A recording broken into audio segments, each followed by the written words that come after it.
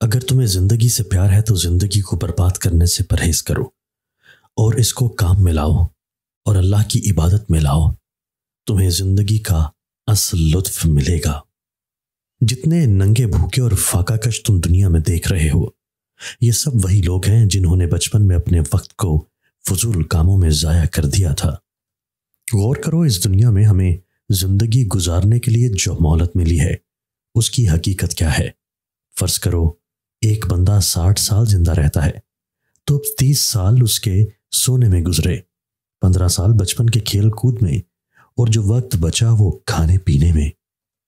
امید زندگی کا لنگر ہوتا ہے. اس کا سہارا چھوڑ دینے انسانی کشتی گہرے پانی میں ڈوب کر تباہ ہو جاتی ہے. جس نے زندگی کو فرض سمجھ کر گزارا وہ ہمیشہ کامیابی سے ہمکنار ہوا. وقت اللہ کی امانت ہے. جو انسان وقت کو ضائع کرتا ہے وہ اللہ کی امانت میں خیانت کرتا ہے. وقت جب چلتا ہے تو اس کے چلنے کی آواز نہیں ہوتی. اگر آپ غور کریں، 90% لوگ صحیح طور پر یہ نہیں جانتے کہ وہ اپنے وقت کا زیادہ حصہ کہاں خرچ کرتے ہیں. نادان بندہ اپنے ماضی کو یاد کر کے خود کو تسلی دیتا رہتا ہے، جبکہ سمجھدار انسان اپنے مستقبل کو یاد کر کے اپنی منزل تک پہنچنے کی جدوجہد کرتا ہے. جس بچے کو والدین اچھا سبق نہیں دیتے اس بچے کو پھر زمانہ سبق دیتا ہے.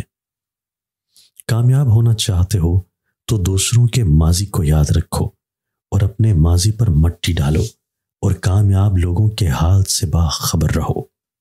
جسے مرگی کی بیماری ہو اس کے تربوز اور سنترے کا چھلکا رکھو، 90 سال تک مرگی کا دورہ نہیں ہوگا.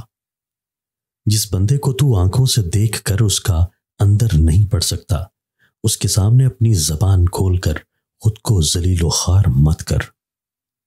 جب کوئی بندہ تجھ سے کسی چیز کی مانگ کرے اور التجا کرے تو کوشش کر کہ اسے خالی ہاتھ نہ لوٹا، کیونکہ پھر اللہ تمہیں بھی اپنے در سے کبھی خالی نہیں لوٹائے گا.